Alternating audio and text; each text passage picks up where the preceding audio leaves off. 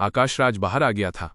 हालांकि उसकी हालत सभी प्रतिभागियों में सबसे खराब लग रही थी, लेकिन इतने लंबे समय तक टिके रहने के बाद उसके नतीजे बुरे नहीं होने चाहिए थे, है ना? कई लोगों के मन में ऐसे विचार थे, लेकिन अब तक महान महारानी रहस्यवादी क्षेत्र ने मूल्यांकन के परिणाम उपलब्ध नहीं कराए थे। अगले 15 मिनट बाद आकाशराज की रहस्यमयी दुनिया से मिली सजा धीरे धीरे गायब हो गई। इसी समय वो युवक जिसने आकाशराज के घूंसे से मुंह भर खून थूका था, ध्यान से आकाशराज की ओर दौड़ा। उसने आकाशराज को ठीक होने में मदद की, लेकिन इस बार उसने उसे गोली देने की हिम्मत नहीं की। कहीं ऐसा न हो कि आकाशराज उसे 7 हानिकारक दिव्यहीन गोली समझ बैठे। ये दृश्य देखकर आदर्श ने आह भरी। गुर्गा जरूर अच्छा काम कर रहा था, लेकिन आदर्श ने अपना सिर घुमाकर विशाल क्रिस्टलीय अवशेष स्तंभ की ओर देखा। ज्योति अभी तक बाहर क्यों नहीं आया? 1 घंटे से ज्यादा हो चुका था। दूसरे ट्रायल में उसने जो समय बिताया था वो सबसे कम समय बिताने वाले व्यक्ति से 5 गुना ज्यादा था। कई लोग फुसफुसाते हुए चर्चा करने से खुद को नहीं रोक पाए। कुछ लोगों को शक था कि ज्योति के अंदर कोई दुर्घटना हुई है। स्वप्न का रहस्य। इस क्षण प्रकाश के द्वार में वहां एक हरा भरा जंगल था। ज्योति जंगल में घास पर लेटी हुई थी। उसकी सफेद पोशाक घास पर खिले हुए सफेद गुलाब की तरह फैली हुई थी। कई अन्य लोगों के विपरीत ज्योति को प्रकाश के द्वार में प्रवेश करते समय किसी दुश्मन का सामना नहीं करना पड़ा। ऐसा लग रहा था जैसे वो कोई लंबा सपना देख रही हो। सपने में उसे अपने बचपन के दिन याद आ गए। उसने अपने चचेरे भाइयों के बहिष्कार और उपहास को और अपने चाचा चाची की उदासीनता को भी सहा था। फिर भी वो अपने विश्वास पर अड़ी रही। उसने अपनी मेरिडियंस को जोड़ने का कोई रास्ता ढूंढने की कसम खाई।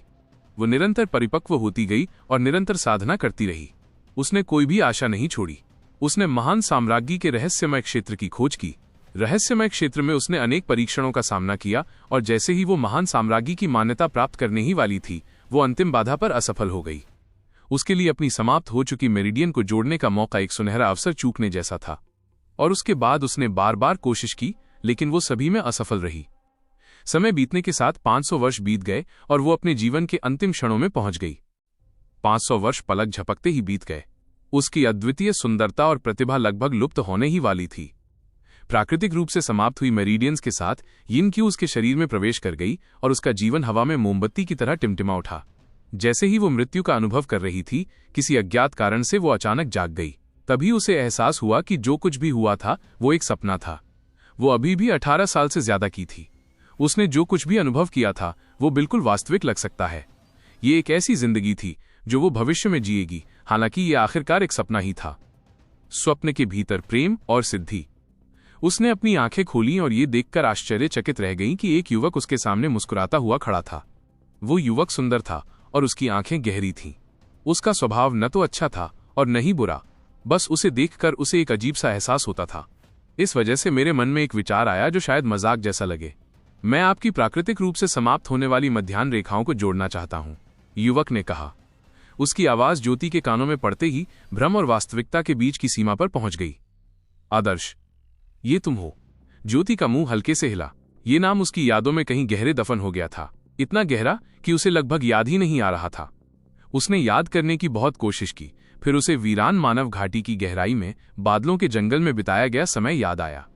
चमकते चांद की रोशनी में लिनेन के कपड़े पहने उस युवक ने बेहद गंभीर निगाहों से अपनी बचकानी आवाज में उससे वादा करते हुए कहा। उस समय भी वो विशाल जंगल से आया एक साधारण युवक ही था। वो इतना साधारण था कि जितना वो जानता था उससे भी वो उन दोनों के बीच जमीन आसमान का अंतर नहीं समझ पाता था। ज्योति का मन तरह तरह के विचारों से भरा हुआ था। अतीत के कई दृश्य उसकी आंखों के सामने घूम गए। पलक झपकते ही उसे लिन परिवार में आयोजित जश्न की पार्टी याद आ गई। रोशनी में उस युवक ने गंभीरता से वही बातें कहीं जो उसने पहले उससे कही थीं। उसका वादा ही उसका विश्वास भी था। तुम्हारा भाग्य, मैं तुम्हारे लिए लड़ूंगा। युवक ने फिर अपना मुंह खोला। इस आवाज ने ज्योति को वास्तविकता में वापस खींच लिया। उसने देखा कि युवक अपने हाथों में एक धातु का डिब्बा पकड़े हुए था। धातु के डिब्बे पर धूल भरी लकीरें उकेरी हुई थीं। उसने धातु के बक्से से एक प्राचीन स्क्रॉल निकाला। वो इतना प्राचीन लग रहा था कि मानो वो इस अंतरिक्ष समय आयाम का हो ही नहीं। ये आपके प्राकृतिक रूप से समाप्त हो चुके मेरिडियन को जोड़ने का प्राचीन नुस्खा है। मुझे मिल गया, युवक ने कहा। उसकी आवाज में उत्साह और व्याकुलता का भाव था। ये पाया? ज्योति को हल्की राहत का एहसास हुआ। उसका दिल खुशी से फूला नहीं समा रहा था, लेकिन उसे हल्का सा एहसास हो रहा था कि कुछ गड़बड़ है। हालांकि अपनी स्वाभाविक रूप से समाप्त हो चुकी मेरिडियंस को जोड़ने की चाहत में वो उन बेमेल जगहों को नजरअंदाज कर रही थी। युवक के साथ मिलकर उसने प्राचीन नुस्खे में प्रयुक्त सामग्री की खोज की। वे पहाड़ों और जमीनों को पार करते हुए झीलों और समुद्रों में गए। वे उन रहस्यमयी जमीनों में भी गए जहां बहुत कम लोग कदम रखते हैं, यहां तक कि इसमें ईश्वरीय समाधि स्थल और अगम सागर भी शामिल थे जहां से वापसी संभव नहीं। अंततः उन्होंने सभी सामग्रियां ढूंढ ली और उस प्राचीन अवशेष को परिशोधित कर लिया जो उसकी समाप्त हो चुकी मध्याह्न रेखाओं को जोड़ सकता था। इसे खाने के बाद उसका शुद्ध यिन शरीर ऊर्जा की तीव्रता को संभाल नहीं सका और उसके शरीर में दर्द होने लगा। 7 दिन और 7 रातों तक वो असहनीय पीड़ा सहती रही। उसे लगा कि वो मर जाएगी और आखिरी क्षण में उस युवक ने उसे गले लगा लिया। युवक के शरीर के अंदर सबसे शुद्ध और समृद्ध यांगची थी। वो सूर्य के समान थी। उसका शरीर पसीने से लथपथ था और अब उसका दिमाग स्थिर नहीं था। इस स्थिति में वो और उसका साथी यिन और यांग के पूरक थे। इसके बाद उसके शरीर की अस्त व्यस्त यिन और यांग ऊर्जाएं अचानक एक अद्भुत संतुलन पर पहुंच गईं। नतीजतन उसकी मेरिडियन पूरी तरह से खुल गईं। उसने वो शक्ति प्राप्त कर ली थी जिसका वो हमेशा से सपना देखती थी। तब से वो उसके साथ दुनिया भर में घूमती रही और बड़ी सफलता हासिल की। बाद में वे स्वर्गयुग दुनिया की महाद्वीपीय भूमि को छोड़कर और भी व्यापक दुनिया में पहुंच गए। वे फिर से इस दुनिया के सबसे शक्तिशाली अस्तित्व बन गए, देवता बन गए और उनकी आयु ब्रह्मांड के बराबर हो गई। उसे पता ही नहीं था कि वो कितने सालों से इस भ्रम में डूबी हुई थी। अनगिनत सुख दुख भोगने के बाद एक पल अचानक उसकी नींद खुल गई। उसने अपनी आंखें खोली और खुद को एक काले वर्ग पर लेटा हुआ पाकर आश्चर्यचकित रह गई। बहुत समय बीत चुका था, इसलिए उसे इस वर्ग को याद करने में काफी समय लगा। पहली परीक्षा से गुजरने और तूफानी पुलों को पार करने के बाद वो इस वर्ग पर पहुंची थी। इस काले पत्थर वाले चौक पर उसने अपना दूसरा परीक्षण शुरू किया। हाँ, मैंने महान महारानी के रहस्यमय क्षेत्र के परीक्षणों को झेला है। ये मेरे लिए महान महारानी की विरासत प्राप्त करने और अपनी समाप्त हो चुकी मध्याह्न रेखाओं को जोड़ने के लिए अपनी शक्ति का उपयोग करने का अवसर है। उसने इधर उधर देखा। चौक पर पहले से ही बहुत से लोग जमा थे। वे सब उसे हैरानी से देख रहे थे। उनमें वो युवक भी था जो उसके सपने में आया था। पहले के सपने की सारी बातें याद करके उसके दिल में एक अजीब सी अनुभूति हुई। ये तो बस एक सपना था। ज्योति ने सिर हिलाया। सपनों का अंत होना ही था। ज्योति ने अपने शरीर को सहारा देते हुए खड़े होने की कोशिश की, लेकिन इस समय एक ठंडी आवाज अचानक उसके कानों में गूंजने लगी। सपने कभी खत्म नहीं हो सकते। पेंग। कांच के टूटने की आवाज के साथ ज्योति की आंखों के सामने का दृश्य, काले पत्थरों वाला चौक, स्तब्ध भीड़ और वो युवक बिखर गया। वे अनगिनत टुकड़ों में बदल गए और फिर गायब हो गए। और ज्योति ने खुद को एक जंगल में पड़ा पाया। वो जंगल में घास पर लेटी हुई थी। उसकी सफेद पोशाक घास पर खिले हुए सफेद गुलाब की तरह फैली हुई थी। लेकिन यिन क्यूई के उसके शरीर में प्रवेश करने के नतीजतन उसके काले बाल भी उसकी पोशाक की तरह सफेद हो गए थे।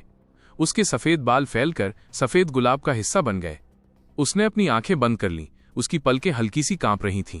हर एक पलक क्रिस्टलीय बर्फ की एक परत बना रही थी। उसकी त्वचा भी कुछ कुछ क्रिस्टल जैसी हो गई थी। उसकी उंगलियां पूरी तरह क्रिस्टल जैसी पारदर्शी हो गई थीं। बहुत ठंड है। उसे कड़कती ठंड का एहसास हो रहा था। ये ठंड उसके मेरिडियन से आ रही थी, पूरे शरीर में फैल रही थी और फैलते फैलते आखिरकार क्रिस्टलीय बर्फ में बदल गई। उसे लगा कि वो मरने वाली है। उसके शरीर से प्राकृतिक यिन मेरिडियन ने ठंडी यिन क्यूई उत्पन्न की, जो अंततः उसके शरीर को निगल जाएगी। तो मैं कभी नहीं जागा। उसके साथ हाथ में हाथ डालकर दुनिया की यात्रा करना, चंद्रमा और सूर्य के समान आयु होना, ये सब मेरे जीवन के अंत में मरने से ठीक पहले बना एक भ्रम मात्र था। महान महारानी रहस्यवादी क्षेत्र सहित ये भी एक सपना था। क्या ये भी संभव है कि मेरी मृत्यु का समय निकट आना ही एक स्वप्न था? तो क्या मैं उस सपने से जाग जाऊंगा? जागने के बाद भी क्या वो सपना ही रहेगा? यह कब स्वप्न है और कब वास्तविकता? क्या सपनों में सपनों की परतें पूरे रास्ते चलती रहेंगी? क्या मैं उनमें खो जाऊंगा, हमेशा के लिए जागने में असमर्थ? क्रिस्टल जैसी बर्फ ने धीरे धीरे ज्योति के शरीर को ढक लिया। उसकी सुंदरता ऐसी थी कि कोई भी उसे अपवित्र करना नहीं चाहता था, लेकिन साथ ही उसमें एक अजीब सा सन्नाटा भी था। ये सन्नाटा आसपास के हरे भरे और जीवंत जंगल से बिल्कुल अलग था।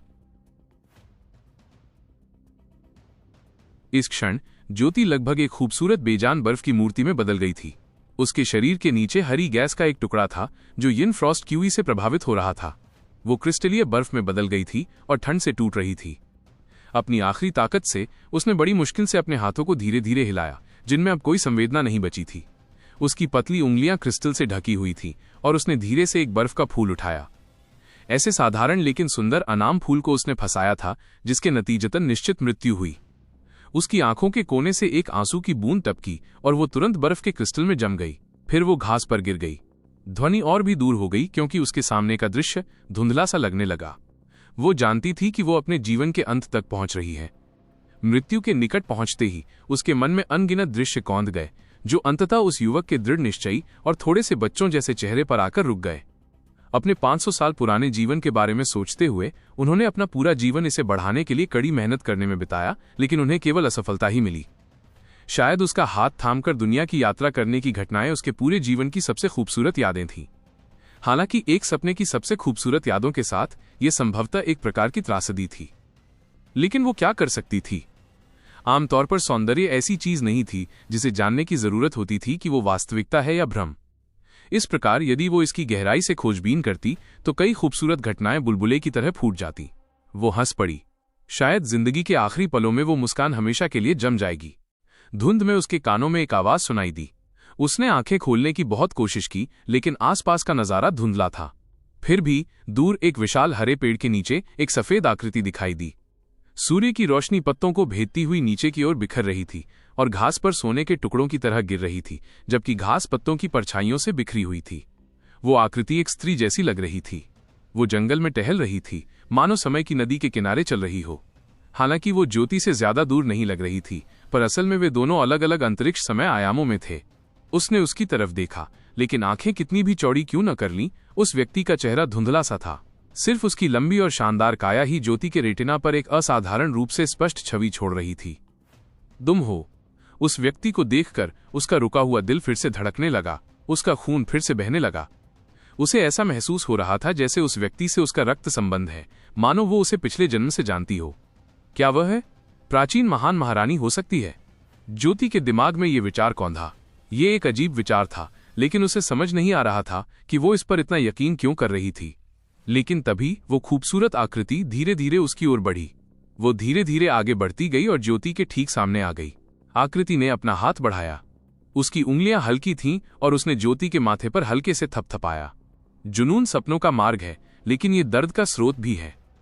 शायद आप उस मार्ग पर आगे बढ़ने की मेरी इच्छा शक्ति को विरासत में पा सकें और उस मिशन को पूरा कर सकें जो मैंने नहीं किया। ज्योति के मन में एक ठंडी आवाज गूंज उठी। क्या ये प्राचीन महान महारानी की आवाज थी? इसके बाद एक चटकने वाली आवाज के साथ, क्रिस्टल के टूटने की आवाज के साथ, ज्योति के शरीर पर जमे बर्फ के क्रिस्टल पूरी तरह से बिखर गए। जिस दुनिया में वो डूबी हुई थी वो भी बिखरने लगी। जंगल, घास, बर्फ के फूल धीरे धीरे गायब हो गए। ज्योति को अचानक अपने शरीर में झटका महसूस हुआ जब वो जाग गई। बचपन में उसे अक्सर ये झटका महसूस होता था। उस समय तक उसने मार्शल आर्ट का अभ्यास शुरू नहीं किया था। चूंकि वो लिन परिवार में पैदा हुई थी और प्राकृतिक रूप से समाप्त हो चुकी मेरिडियंस के दबाव से जूझ रही थी, इसलिए उसे कभी अच्छी नींद नहीं आती थी। वो अक्सर नींद में गिर जाती और फिर अचानक जाग जाती। क्या उसे फिर से बुरे सपने आ रहे थे? ज्योति ने अपनी आंखें खोली और उसकी दृष्टि धीरे धीरे साफ होने लगी। सबसे पहले उसने महान महारानी के रहस्यमय लोक का धूसर आकाश देखा। उसने हाथ बढ़ाकर अपने शरीर के नीचे जमीन को छुआ।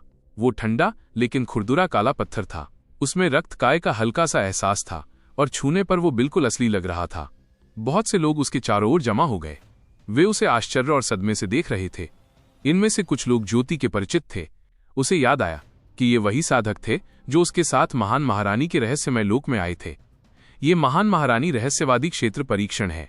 ज्योति को एक बार फिर याद आया। उसने भीड़ में खोजबीन की और आखिरकार उसे कुछ ही दूरी पर नीले कपड़ों वाला वो युवक मिल गया। उसकी नाक ऊंची थी और मुंह के कोने ऊपर की ओर मुड़े हुए थे। उसके काले मगर थोड़े बिखरे बाल उसकी आंखों के एक हिस्से को ढके हुए थे, लेकिन उसकी चमकीली आंखों को छिपा नहीं पा रहे थे। उसकी आंखें बहुत साफ थीं। उस साफगोई में धूर्तता की हल्की सी झलक थी। ये वही आंखें थीं जिनसे वो परिचित थीं। ये उसके सपनों में भी बहुत जानी पहचानी थीं। वो उसकी ओर देखकर मुस्कुरा रहा था और ये वास्तविक प्रसन्नता से था। तुम आखिरकार बाहर आ ही गए। क्या तुम्हें पता है कि तुम वहां कितनी देर तक रहे? आदर्श ने युआन क्यूई के साथ ज्योति के कानों में ये बात सुनाई। बेशक ज्योति को पता नहीं था, लेकिन उसने अपना सिर नहीं हिलाया। वो अपने सामने खड़े युवक को गंभीरता से देख रही थी।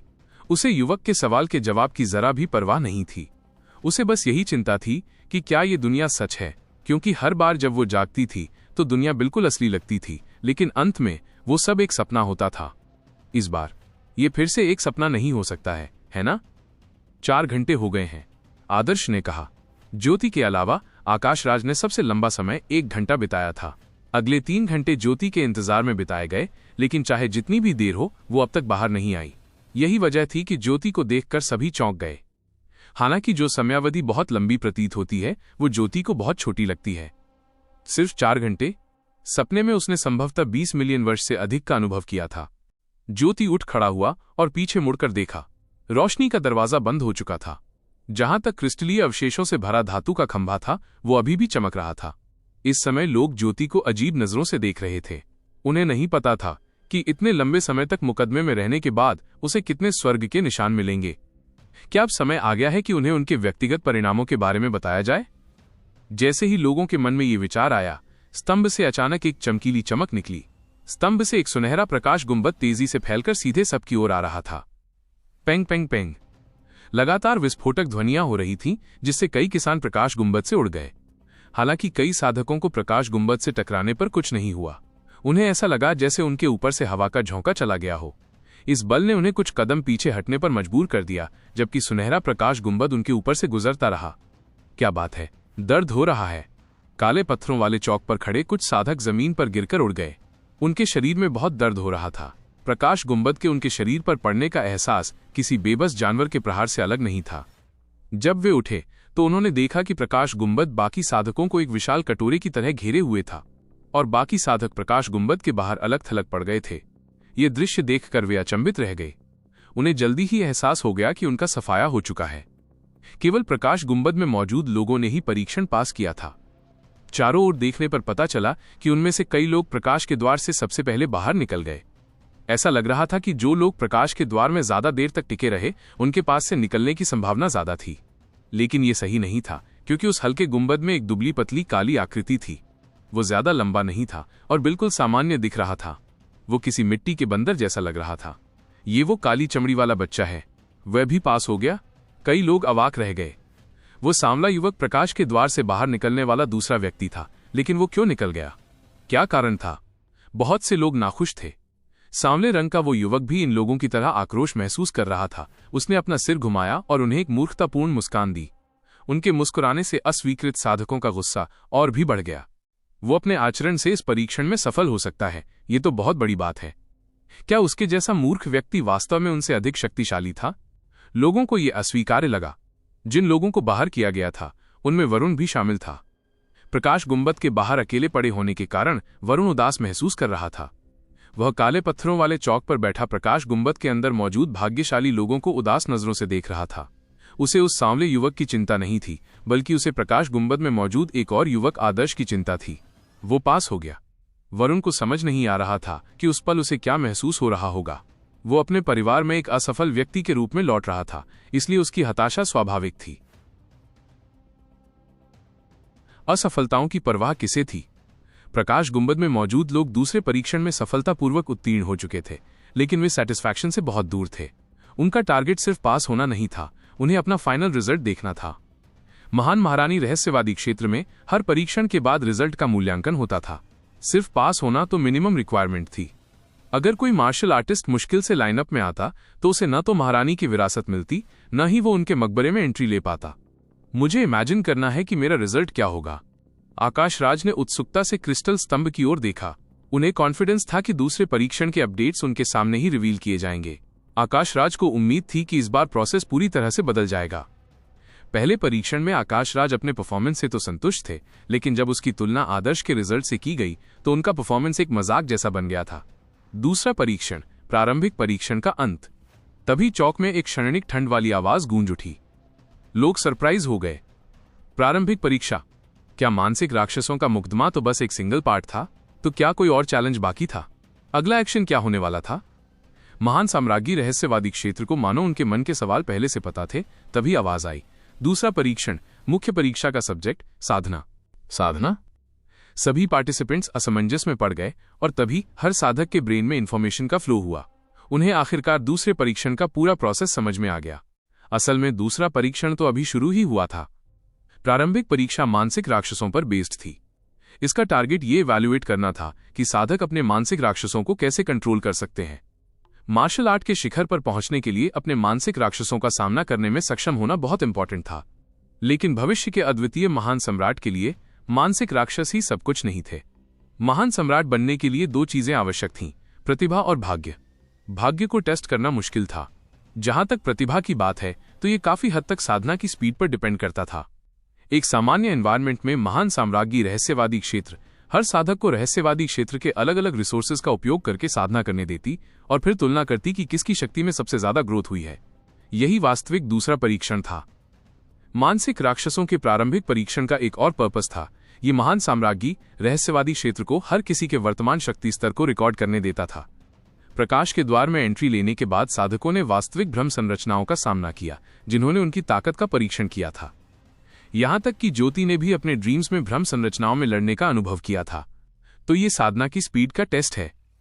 एक और मेथड, इसका मतलब है कि ये टेस्ट काफी लंबा चलेगा, है ना? किसी ने एक्सपेक्ट नहीं किया था कि महान साम्राज्ञी रहस्यवादी क्षेत्र इस तरह का सरप्राइज टेस्ट लाएंगी। तेजी से विकास, ये मेरी रियल टैलेंट है। मुझे टैलेंट में कंपटीशन करने से कभी डर नहीं लगा। आकाश राज कॉन्फिडेंस से भरकर हंस पड़े। कुलवंत, पैंथर लेडी और कई अन्य प्रतिभाशाली लोगों को भी अपनी एबिलिटी पर पूरा भरोसा था। उन्होंने बहुत कम उम्र में साधना शुरू कर दी थी और वे तेजी से आगे बढ़े थे। उनके पीयर्स कभी उनसे आगे नहीं निकल पाए थे। इस समय ठंडी आवाज फिर गूंजी, तुम्हारा साधना स्थल ईश्वर आगमन मीनार होगा। अब तुम में से प्रत्येक को एक प्रतिभा शक्ति रेटिंग दी जाएगी। अब क्रिस्टल स्तंभ पर अपना नाम लिखने के लिए अपने खून का उपयोग करें। जैसे ही वॉइस आई, क्रिस्टल स्तंभ अचानक चमक उठा और स्तंभ पर लगे अनगिनत क्रिस्टल ऊपर से नीचे तक चमकने लगे। क्रिस्टल स्तंभ देखकर एक राजसी युवक जोर से हंसा। सोंग परिवार से मैं वॉलंटियर करता हूं। हा, मुझे ये आइडिया पसंद आया। वो पहले से ही इसे ट्राई करने के लिए उत्सुक था। प्रतिभा शक्ति रेटिंग? आदर्श ने अपनी ठुड्डी रगड़ी। स्वर्ण रक्षक चयन के दौरान भी उसकी ऐसी ही परीक्षा हुई थी। ये व्यक्ति की शक्ति और उम्र के कॉम्बिनेशन को ध्यान में रखकर किया जाता था। समान शक्ति के साथ कम उम्र वाले व्यक्ति की रेटिंग ज्यादा होती थी।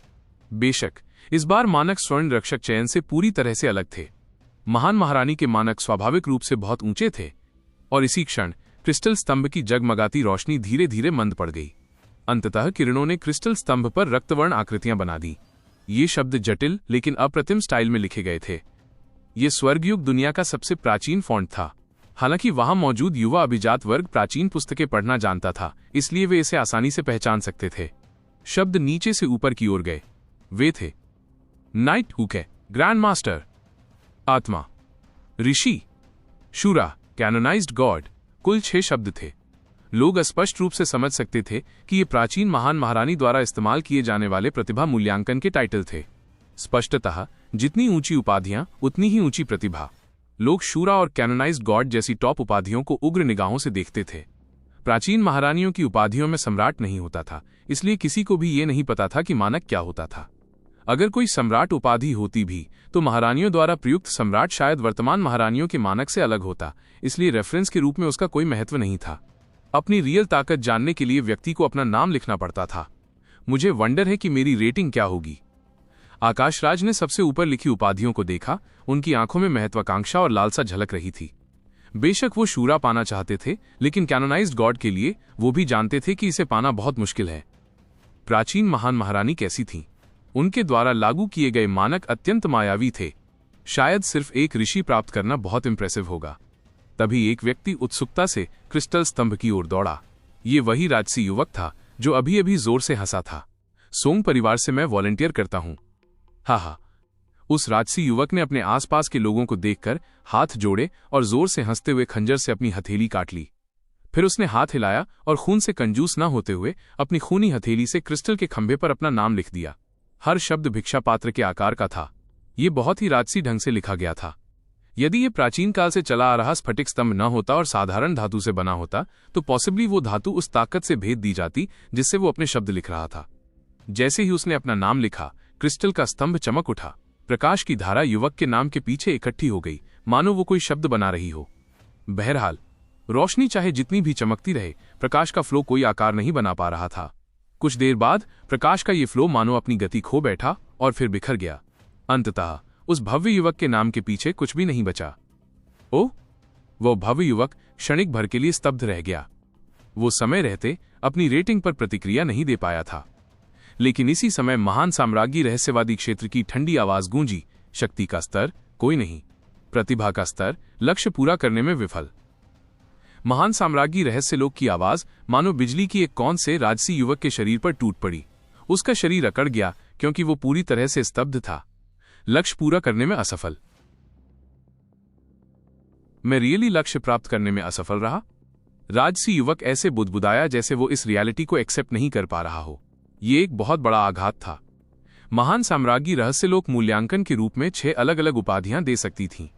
वहां मौजूद सभी साधक प्राचीन महान साम्राज्ञी के पराक्रम को जानते थे, इसलिए किसी को भी टॉप टाइटल मिलने की कोई उम्मीद नहीं थी, यहां तक कि उस राजसी युवक को भी नहीं। मगर उसे नाइट जैसी सबसे छोटी उपाधि भी नहीं मिली। ऋषि या आत्मा जैसी उच्च उपाधियों की तो बात ही छोड़ दीजिए। उसे कोई रेटिंग नहीं दी गई क्योंकि उसकी ताकत महान साम्राज्ञी के मानकों से बहुत कम थी। हाँ, तुम्हारा स्वर्गीय प्रकाश द्वीप डेफिनेटली शर्मिंदा हो गया होगा। भीड़ में से किसी ने मजाक उड़ाया। वे स्वर्गीय प्रकाश द्वीप के दुश्मन थे। हालांकि उन्होंने उसका मजाक उड़ाया क्योंकि उस राजसी युवक ने खुद को मूर्ख बना लिया था। फिर भी इससे लोगों को समझ में आ गया कि प्राचीन महान महारानी के मानक उनकी कल्पना से कहीं ज्यादा अतिरंजित थे। मैं एक्शन लेती हूं। इस बार एक लड़की आगे आई। वो स्वाभाविक रूप से खुद पर इतना कॉन्फिडेंस रखती थी कि तुरंत आगे बढ़ गई। हालांकि क्रिस्टल स्तंभ पर खून से अपना नाम लिखने के बाद कोई चमत्कार नहीं हुआ। उसका मूल्यांकन भी लक्ष्य प्राप्त करने में विफल ही रहा।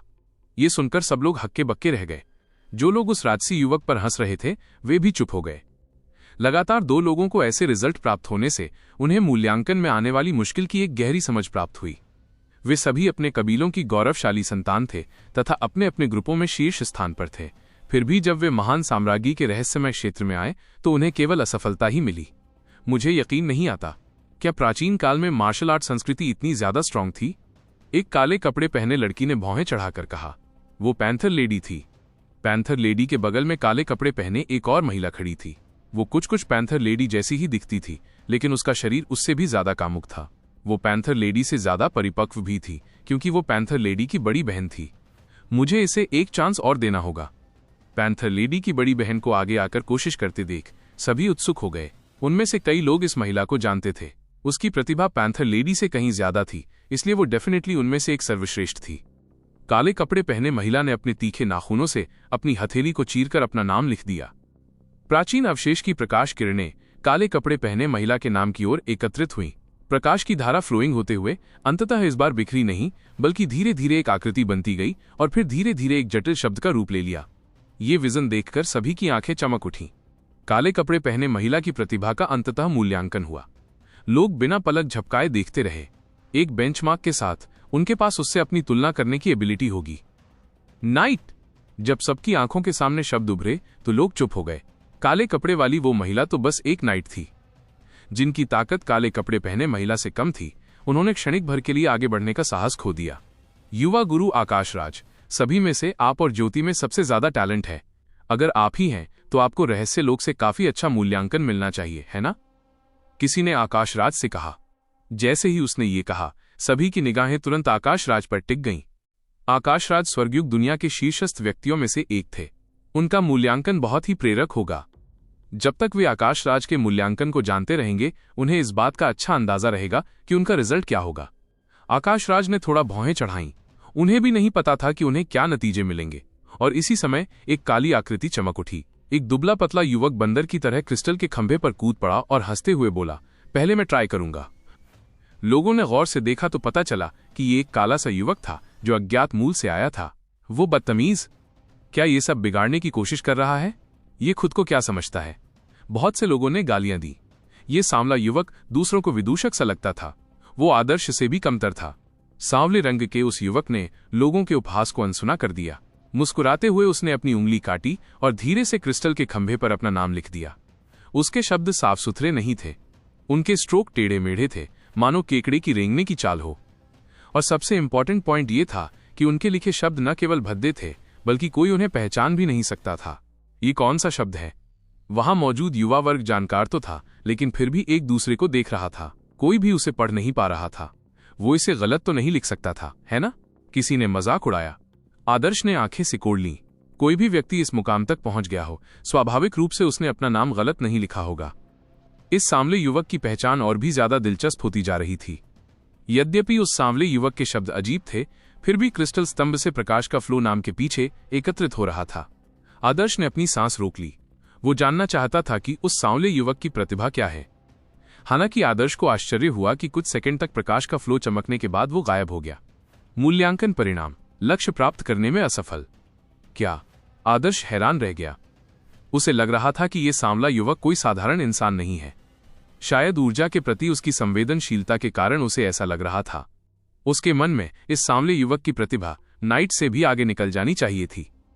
उसने तो ये भी सोचा था कि शायद ये उससे एक से ज्यादा ग्रेड ज्यादा हो, लेकिन नतीजा ये हुआ कि आदर्श हैरान रह गया। क्या वो गलत था? माफ करना, मुझे उम्मीद नहीं थी कि ये इतना मुश्किल होगा। सांवले रंग के लड़के ने अपना सिर खुजाते हुए एक मूर्खतापूर्ण हंसी के साथ पीछे हट गया। हालांकि उसे जरा भी दुख नहीं हुआ, बल्कि उसने खुले मन से कहा, मैं इसे ईंट फेंकने जैसा ही मानूंगा ताकि जेड के टुकड़े निकल सकें। बेवकूफ, इसका सिर किसी गधे ने पटका होगा। कुछ लोग उसे देखना बर्दाश्त नहीं कर सके। वो तो बस लोगों को खुश करने का नाटक कर रहा है। ऐसे लोगों की कमी नहीं है, उसकी परवाह करने की कोई जरूरत नहीं है। इस काले बच्चे के साथ इस अभियान में पार्टिसिपेट करना और इस मुकाम तक पहुंचना, इसका मतलब है कि हमारा मूल्यांकन भी लगभग एक जैसा ही है। ये बेहद शर्मनाक है। उनके जैसे कुलीन लोगों के ग्रुप में ऐसे मंदबुद्धि व्यक्ति के समान ही ताकत थी। इस तरह के इंसान के बारे में जितना ज्यादा बात करो, वो उतना ही ज्यादा उत्तेजित हो जाता है। युवा गुरु आकाश राज, कृपया हमें दिखाओ कि आपके पास क्या है। ठीक है युवा स्वामी, ऊपर जाइए और हमारी आंखें खोलिए। दुर्दम नाम का वो युवक जो आदर्श को मारना चाहता था, उत्साह से बोला। हालांकि इस समय आकाश राज ने एक उदास नजर से उस पर नजर डाली। आकाश राज को रियली इस प्रतिभा के मूल्यांकन पर ज्यादा भरोसा नहीं था। अगर पहले ऐसा होता तो आकाश राज को थोड़ा बहुत कॉन्फिडेंस होता, लेकिन अब आधा साल पहले आदर्श ने उसे 7 हानिकारक दिव्य यिन गोलियां खिला दी, जिससे उसकी शक्ति को बहुत नुकसान पहुंचा। हालांकि उसने कई खजानों का इस्तेमाल किया था, फिर भी वो पूरी तरह से ठीक नहीं हुआ था। अन्य लोगों की सिचुएशन में सुधार हो रहा था और उनकी खेती दिन प्रतिदिन आसमान छू रही थी। आकाश राज अभी तक अपनी ताकत वापस नहीं पा सके थे। पिछले 6 महीनों में उनकी लगभग 80% ही रिकवरी हुई थी। आखिरकार मुझे इतने लंबे समय तक पोषण मिला है। भले ही ये मेरा चरम मानक नहीं है, फिर भी मुझे दूसरों की तुलना में बहुत अधिक मजबूत होना चाहिए। आकाश राज ने गहरी सांस ली और क्रिस्टल स्तंभ के सामने चला गया। उसने अपनी 2 उंगलियों से अपनी हथेली पर चीरा लगाया और अपना नाम लिखने लगा। उसके शब्द बहुत सुंदर थे और उनमें तलवार की कशिश थी, मानो हर वार तलवार से गढ़ा गया हो। अपना नाम लिखे जाने के बाद आकाश राज को एक अजीब सी बेचैनी फील हुई, लेकिन साथ ही उत्सुकता भी थी।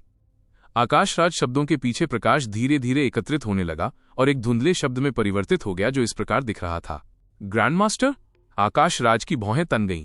वो ना तो बहुत ज्यादा खुश था, न ही बहुत ज्यादा निराश। इसे सिर्फ तटस्थ ही माना जा सकता था। ग्रैंड मास्टर पहले वाली काली पोशाक वाली महिला से सिर्फ एक लेवल ऊपर था। इसे सरप्राइजिंग नहीं माना गया।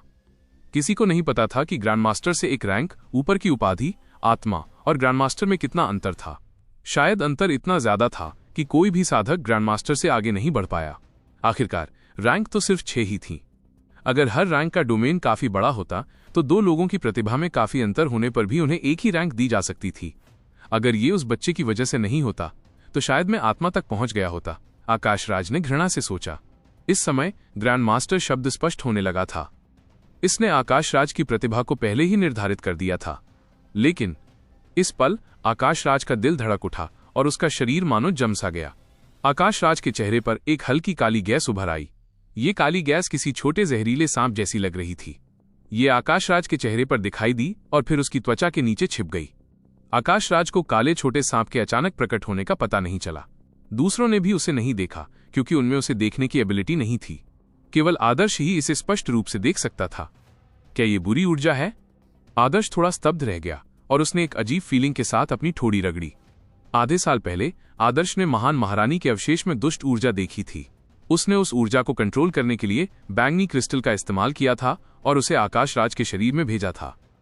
आदर्श को भी नहीं पता था कि इससे इंसानों की उम्र कम होने के अलावा और क्या नुकसान होगा। खैर, परीक्षण का सब्जेक्ट आकाश राज था, इसलिए आदर्श उस बुरी ऊर्जा को मुक्त होते देखकर बहुत खुश हुआ।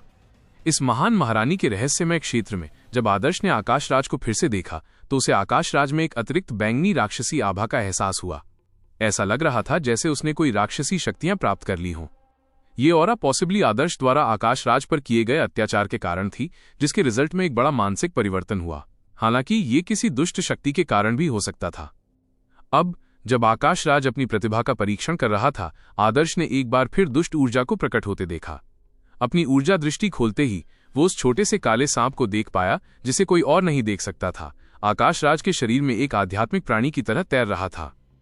ये आकाशराज के मस्तिष्क में घुस गया, उसकी रीढ़ की हड्डी से होते हुए उसके दानत्यन में पहुंच गया। जैसे ही ये उसके दानत्यन के चारों ओर चक्कर लगाता, ये आकाशराज की जीवन शक्ति का एक हिस्सा अनजाने में ही छीन लेता। आदर्श को लगा कि छोटा काला सांप आधे साल पहले की तुलना में काफी स्ट्रांग हो गया है। हालांकि अभी उसमें चेतना का विकास होना बाकी था। उसकी ऊर्जा खपत और विकास सब उसकी स्वाभाविक प्रवृत्ति के अनुसार हो रहा था। इस सिचुएशन में आदर्श अभी भी बैंगनी क्रिस्टल का इस्तेमाल करके उसे कंट्रोल कर सकता था और आकाशराज के शरीर से निकाल सकता था। लेकिन जाहिर है आदर्श ऐसा बिल्कुल नहीं करेगा। जैसे ही वो छोटा काला सांप बिना किसी के ध्यान में आए प्रकट हुआ, क्रिस्टल स्तंभ पर लिखे शब्द में असाधारण परिवर्तन आ गया। जो लगभग ग्रैंड मास्टर बन चुका था वो एक बार फिर धुंधला हो गया। स्ट्रोक टैडपोल की तरह बिखर गए। ओह! आकाशराज स्तब्ध होकर असहाय फीलिंग से देखता रहा। बिखरी हुई रोशनी एक बार फिर इकट्ठा हो गई, लेकिन इस बार शब्द अब पहले जैसा नहीं रहा। शब्द था नाइट। आकाशराज दंग रह गया। उसे विश्वास नहीं हो रहा था कि वो क्या देख रहा है। शब्द और भी साफ हो गया। साफ था कि वो नाइट था। ये ग्रैंडमास्टर से नाइट तक चला गया। आकाशराज को क्षणिक भर के लिए ऐसा फील हुआ जैसे उस पर बिजली गिर गई हो, क्योंकि वो क्रिस्टल स्तंभ के सामने पूरी तरह से जम गया। नाइट हुक है। मेरी प्रतिभा तो बस सबसे निम्नतम नाइट है। आकाशराज इस सच्चाई को एक्सेप्ट नहीं कर सका। उसका सारा खून तेजी से बहकर उसके चेहरे की ओर बहने लगा। मैं सिर्फ नाइट कैसे हो सकता हूं? जरूर कोई गलती होगी। इससे तो ग्रैंडमास्टर शब्द ही बना था, फिर इसे क्यों बदला गया? आकाशराज का खून खौल उठा। वो अपनी तलवार निकालकर क्रिस्टल स्तंभ पर वार करना चाहता था। बेशक उनमें ऐसा करने की हिम्मत नहीं थी। आकाशराज भी एक नाइट है। वो बस अगले रैंक में जाने से थोड़ा चूक गया। इस क्रिस्टल स्तंभ के मानक बहुत ऊंचे हैं। लोगों ने मिश्रित भावनाओं के साथ चर्चा की। उनमें से कई लोग खुश हो रहे थे। अगर स्वर्गयुग दुनिया के सबसे प्रतिभाशाली लोगों में से एक आकाशराज उनसे ज्यादा ताकतवर नहीं था, तो उन्हें दुखी होने की कोई जरूरत नहीं थी। कमाल है, कमाल है। तभी वो सांवला युवक अचानक भीड़ में उछल पड़ा। ये यंग मास्टर आकाशराज वाकई अलग हैं। ये लगभग ग्रैंड मास्टर तक पहुंच ही गए थे। तालियां, तालियां। जैसे ही वो सांवला युवक बोला, उसने खुशी से तालियां बजाईं। हालांकि आकाशराज के कानों में ये तालियां उपहास के अलावा कुछ नहीं लगीं। बच्चे, तुम मौत को दावत दे रहे हो। आकाशराज की आंखें लाल हो गईं जब उसने ताली बजा रहे उस काले बच्चे को घूरा। अगर महान महारानी के रहस्यमय लोक के नियम उस पर पाबंदी न लगाते, तो वो सचमुच ऐसे मूर्ख का सिर काट देना चाहता था। वो सांवला युवक डर के मारे उछल पड़ा और ताली बजाने की हिम्मत नहीं जुटा पाया। उसकी कुछ अजीबोगरीब शक्ल देखकर कई लोग हंसने लगे। बेशक वे रियली उस सांवले युवक पर नहीं, बल्कि आकाशराज पर हंस रहे थे। हम्फ! आकाशराज ने ठंडी सांस ली। क्रिस्टल स्तंभ से बाहर निकलते हुए उसने आदर्श को ठंडे इरादे से गहराई से देखा। साफ था कि आकाशराज ने मूल्यांकन के नतीजों में अपनी असफलता का दोष आदर्श द्वारा खिलाई गई 7 हानिकारक दिव्य यिन गोलियों पर डाला था। हालांकि 7 हानिकारक दिव्य यिन गोली का इतना मजबूत प्रभाव कैसे हो सकता था? आदर्श हंसा। उसने कभी सोचा भी नहीं था कि ये दुष्ट शक्ति इतनी पावरफुल होगी। इससे आदर्श को राक्षसों के बारे में कुछ पौराणिक उपन्यास याद आ गए, जो परजीवी की तरह किसी व्यक्ति के शरीर पर चिपक जाते थे और उसका खून और आत्मा चूस लेते थे। ये छोटा सा काला सांप किसी भी सामान्य राक्षस से भी ज्यादा भयानक था। ये मेजबान की ऊर्जा और युआन क्यू को मेजबान की जानकारी के बिना ही खा सकता था। इसने आकाशराज की प्रतिभा को भी बलपूर्वक कम कर दिया था। उस महान महारानी के अवशेष में क्या था? क्या ऐसा हो सकता है कि उस अवशेष में इस्तेमाल की गई सबसे इंपॉर्टेंट सामग्री शेन तू परिवार के कबीले द्वारा महान महारानी के रहस्यमय क्षेत्र से प्राप्त की गई हो? वरना ये इतना अजीब कैसे हो सकता था? उजाड़ स्वर्ग के स्वामी, जो केवल महान महारानी की समाप्त हुई मध्याह्न रेखाओं को ठीक करना चाहते थे, कि नोट से पता चलता है कि प्राचीन महान महारानी ने अवशेष का सेवन नहीं किया था। फिर प्राचीन काल से लेकर अब तक केवल आकाशराज और आदर्श ही महान महारानी के अवशेष का सेवन करते थे। बेशक आदर्श ने महान महारानी अवशेष का सार अवशोषित कर लिया था, जबकि आकाशराज को इसके बुरे पक्ष को सहन करना पड़ा। जब आदर्श साहसिक कार्य करता तो दूसरे लोग ढाल बन जाते। ये आदर्श का सिद्धांत था। ये बेशर्मी थी, लेकिन बहुत उपयोगी भी। और भी ज्यादा खुशी तब होती थी जब ढाल के रूप में इस्तेमाल किया गया व्यक्ति कोई बहुत अच्छा इंसान न हो। आकाशराज का अपमान तो हो गया, लेकिन आदर्श को दुष्ट ऊर्जा के बारे में एक बड़ा विजन मिला है। अब आगे क्या होता है